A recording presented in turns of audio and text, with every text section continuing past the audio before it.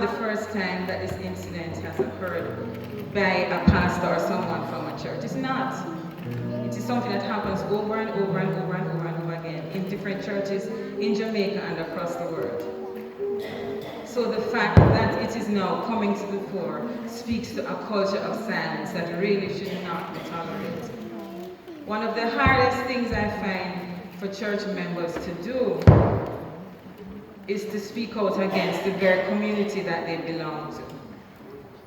But if a community, it does not nourish your spirit, if it doesn't nourish your growth, you have to question the relevance of the community to your own growth. We must come out of this experience, learning the hard lessons.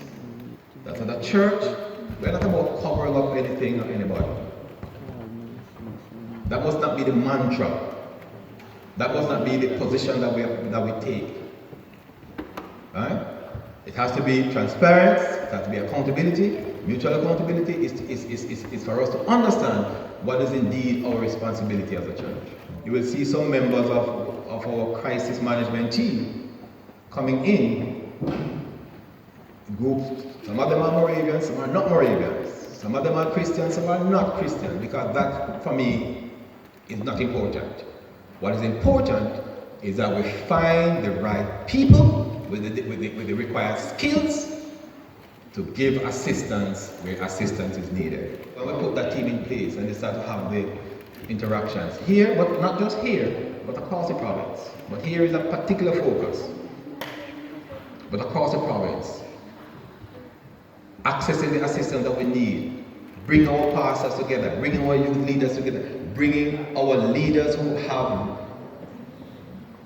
the responsibilities for our young people together, and to begin to look at the protocols in terms of the relationship that we create, the boundaries that we ought to be maintaining, and how we report should there be any issue. We have a very clear message, and that is things have to change. It can't stay where it stayed.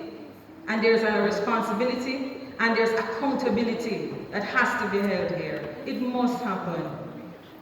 So we are appealing to your conscience to not let victims suffer by silence, and to not let victims suffer by shame, and to not let them feel that they have done anything wrong. So there's a certain level of accountability that must be had.